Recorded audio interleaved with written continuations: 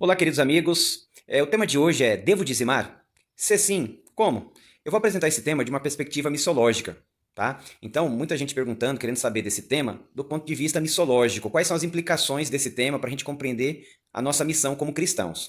A primeira coisa que a gente tem que ter em mente: o que é dízimo na Bíblia? Dízimo na Bíblia, amigos, na cultura judaica, é um nome técnico para medida, ou seja, 10%. Assim como tem 10 quilos, assim como tem 10 quilômetros, assim como tem 10 metros, tem 10%, entendeu? 10% é a décima parte. Dízimo é uma medida que era utilizada na cultura judaica. É como se você pegasse algum produto e dividisse em 10 pedaços. O dízimo era a menor parte. A menor parte era chamada de dízimo, ou 10%, ou a décima parte. Isso é o dízimo na Bíblia. Então era comum nos mercados esse tipo de linguajar para comprar os cereais, comprar animais, na questão de negócios, nos bens materiais também. Então, dízimo era um termo técnico para medida.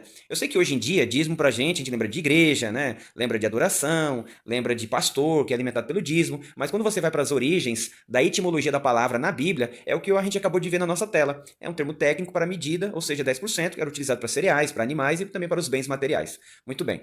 Agora, o dízimo na Bíblia, do ponto de vista teológico, né, do ponto de vista da religião judaica e cristã também, o dízimo, em primeiro lugar, ele foi separado por Deus para alimentar o sacerdócio. E eu não estou falando aqui só do sacerdócio levítico. Abraão mesmo separou o dízimo para Melquisedeque. Jacó também era dizimista, vocês conhecem muito bem a história. E o dízimo é organizado na cultura judaica, na religião judaica, por meio do ritual do santuário, como muito bem vocês conhecem. Número 2, também tinha um dízimo que era separado para os estrangeiros, órfãos, viúvas e para os pobres. E tinha um outro dízimo que era separado para o rei. Então, na Bíblia, nós encontramos o dízimo do ministério sacerdotal, né, começando de Melquisedeque, depois de Jacó, depois do sistema levítico, né, de Arão em diante. Também tem um dízimo que é para os pobres, viúvas e estrangeiros, e tem um dízimo que era para o rei. Eu vou mostrar para vocês vagarosamente. Ó. Números capítulo 18, versículo 20, verso 21, está falando do dízimo para os levitas, para aqueles que trabalhavam no santuário e no ministério estabelecido por Deus. Olha o que diz a Bíblia. Disse também o Senhor a Arão: na sua terra, herança nenhuma terás, e no meio deles, nenhuma porção terás. Eu sou a tua porção, e a tua porção no meio dos filhos de Israel. Aos filhos de Levi, dei todos os dízimos em herança para Israel, pelo serviço que prestam, serviço da tenda da congregação. Então perceba que é um texto muito claro, né? Um texto bem didático. Deus diz para a tribo de Levi, diz para Arão que eles não teriam herança na terra. Apenas 11 tribos, quando saíram do deserto e entraram na terra de Canaã, 11 tribos obtiveram terras, bens e heranças. Já a tribo de Levi, Deus era a herança deles e cada tribo tinha que separar 10% da renda para subsidiar o ministério que os levitas desempenhavam no ritual do santuário. O outro dízimo que nós encontramos na Bíblia, que é um dízimo diferente do primeiro, é o dízimo dos pobres. Deuteronômio, capítulo 14, o verso 28 e o verso 29, a Bíblia diz assim: ao fim de cada 3 anos, tirarás todos os dízimos do fruto do terceiro ano e os recolherás na tua cidade. Então virão o levita, pois não tem parte nenhuma contigo, o estrangeiro, o órfão e a viúva que estão dentro da tua cidade, e comerão, e se fartarão para que o Senhor teu Deus te abençoe em todas as obras que as tuas mãos fizerem. Então a gente percebe que esse dízimo aqui estava relacionado com a gratidão do sucesso na agricultura, com o sucesso nos negócios, na prosperidade de cada adorador no povo de Israel. Então, geralmente estava relacionado com as festas ali também, que era um momento de gratidão, né, de reconhecimento que Deus é o provedor de todas as coisas, mas nem todo mundo estava na mesma condição financeira, então aqueles que eram mais abençoados deveriam separar 10%, ou seja, o dízimo, chamar o estrangeiro, o órfão, a viúva, pessoas que não eram bem assistidas porque não tinha nada que o governo, não existia um governo para subsidiar essas pessoas, e eles deveriam preparar um banquete, uma festa, chamar todos para que eles venham se fartar e comer. E se houvesse algum levita por ali, o levita deveria ser convidado também. Esse é o segundo dízimo. O terceiro dízimo, ele é um pouco triste, porque 1 Samuel, capítulo 8, conta a história que o povo de Israel queria ter um rei igual às outras nações. Até esse momento aqui, quem é que governava Israel era o próprio Deus, era a teocracia. Mas, eles motivados por inveja das outras nações, eles começam a clamar e rogar um rei. Olha o que aconteceu. 1 Samuel, capítulo 8, verso 5, depois o verso 15 e o verso 17. Pois agora um rei sobre nós para que nos governe, como o tem todas as nações. Daí Deus fala, né? As vossas sementeiras e as vossas vinhas dizimará para dar aos seus oficiais e aos seus servidores, oficiais e servidores do rei. Dizimará o vosso rebanho e vós lhe sereis por servos. Então Deus está falando assim, tá bom, vocês querem um rei? Tudo bem, já que vocês querem um rei igual uma outra nação, vocês vão ter que pagar impostos, porque para manter a estrutura de um estado, de um governo, precisa de recursos, e esse recurso vem do povo, então tinha que separar também o dízimo do rei. Então até aqui a gente viu o dízimo dos levitas, o dízimo dos pobres e o dízimo do rei. Então o judeu tinha pelo menos 30% da sua renda comprometida com essas coisas, né?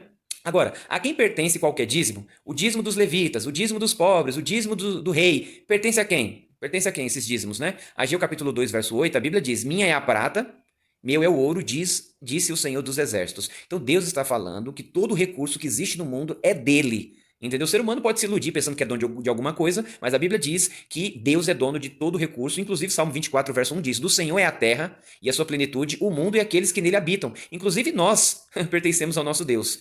Agora, olha o que Jesus falou em Mateus capítulo 22, verso 21. Você lembra do contexto? Né? Os inimigos de Cristo perguntaram se deveriam ou não devolver impostos, né? Pagar tributos para César. Olha o que Jesus respondeu. Então, ele, né, Jesus, lhes disse: dai, pois, a César o que é de César e a Deus o que é de Deus. O que Jesus está querendo dizer aqui? Que mesmo no Novo Testamento, o ser humano deveria permanecer pagando seus tributos, conforme a lei, né, a lei dos homens, né? Então, no Antigo Testamento lá era 10% para o rei, e aqui César, que era o imperador romano, deveria receber os impostos que ele estava determinando para o povo, e Jesus diz que deveríamos pagar os nossos impostos e não sonegar impostos, não roubar o governo. E ele termina no verso 21 dizendo que além de pagar os homens, principalmente deveríamos devolver o que é de Deus, dar a Deus o que é de Deus, é uma referência direta aqui a dízimos e ofertas, né? Agora, em relação à ajuda humanitária, à solidariedade, Gálatas capítulo 6, verso 10, o apóstolo Paulo ratifica dizendo: portanto, enquanto temos oportunidades, façamos o bem a todos, especialmente aos da família da fé. É comum você encontrar no Antigo e Novo Testamento textos falando que nós devemos ajudar os pobres, órfãos, viúvas, os idosos, né? Aqueles que estão abandonados e precisando de recurso. O dízimo no Novo Testamento, né? Só para consolidar a ideia que já falei anteriormente, olha o que diz em Mateus 23, 23. Saiu da boca de Cristo. Sim, ai de vocês, fariseus e demais líderes religiosos fingidos, pois dão o dízimo até da última folha de hortelã da sua plantação, mas se esquecem das coisas mais importantes, a justiça, a misericórdia e a fé. Sim, vocês devem dar o dízimo, ou seja, devolver o dízimo, mas não deve deixar de fazer as coisas mais importantes, que é a justiça, a misericórdia e a fé. Então Jesus endossa a continuidade aqui do dízimo e do sistema para manter a pregação do evangelho, manter toda a estrutura da religião de Deus aqui na terra, né? Então olha o que diz Paulo em 1 Coríntios, capítulo 9, verso 13 e 14, se os textos que eu mostrei não bastam, olha o que Paulo diz em relação a essa continuidade no Novo Testamento. Ele diz assim: não sabeis vós que os que prestam serviços sagrados do próprio templo se alimentam? E quem serve ao altar, do altar tira o seu sustento? Verso 14, assim ordenou também o Senhor, aos que pregam o evangelho, que vivam do evangelho. Então Paulo claramente aqui pega toda a estrutura do Antigo Testamento, o ritual do santuário, aquilo que acontecia com os levitas e sacerdotes que eram alimentados pelos dízimos que eram entregues na adoração no templo. Paulo diz no verso 14, assim também ordenou, é um mandamento de Deus que os que pregam o evangelho deveriam viver do evangelho da mesma forma como os levitas e sacerdotes viviam do altar no Antigo Testamento, né? Olha, para dar mais base ainda no que eu estou falando, isso era bem claro na mente de Barnabé. Atos capítulo 4, verso 36 e 37, a Bíblia diz: José, a quem os apóstolos deram o sobrenome de Barnabé, que quer dizer filho da exortação, ele era levita, natural de Chipre, como tivesse um campo, vendendo-o, trouxe o preço e o depositou aos pés dos apóstolos. Lembre-se, amigos, os apóstolos, eles não eram levitas. Barnabé era levita, mas ele já tinha compreendido que tinha essa mudança do sistema do santuário para a comunidade cristã. Aqueles que pregam o evangelho deveriam viver do evangelho, não é? Então o recurso de assistência social, recurso para manter os ministros, os pregadores do evangelho, deveriam continuar no Novo Testamento, pagando os impostos, ajudando os pobres e necessitados e mantendo os ministros e apóstolos, pastores na pregação do evangelho. E a gente vê isso claramente no Novo Testamento. Inclusive Barnabé, que era levita, não reivindica esse recurso para ele, pelo contrário, ele que deposita o recurso aos pés dos apóstolos, né? E antes os levitas recebiam, agora quem está recebendo são os apóstolos e os líderes da igreja, porque é um grupo de altíssima confiança e também é o que Deus determinou. Agora, qual é o percentual da oferta? Deuteronômio, capítulo 16, verso 17, a Bíblia diz claramente: cada um oferecerá na proporção em que possa dar, segundo a bênção que o Senhor seu Deus lhe houver concedido. A palavra proporção, na linguagem matemática, é a mesma de percentual. Então, quando nós somos requeridos, por exemplo, Malaquias capítulo 3, verso 10, e também Malaquias capítulo 3, verso 8, verso 9, verso 10, quando fala de dízimos e ofertas, é que o dízimo é para manter o ministério e a oferta é para manter a igreja local. Então, a oferta, quem escolhe o percentual é você e eu, adoradores. Nós, adoradores, que nós vamos escolher o percentual para adorar o nosso Deus por meio da oferta. Então, nós temos o dízimo, que era para manter os levitas, que tem continuidade no Novo Testamento, como os versos que nós já vimos. Daí nós temos que atender os pobres também, os necessitados, e no Antigo Testamento era 10% também.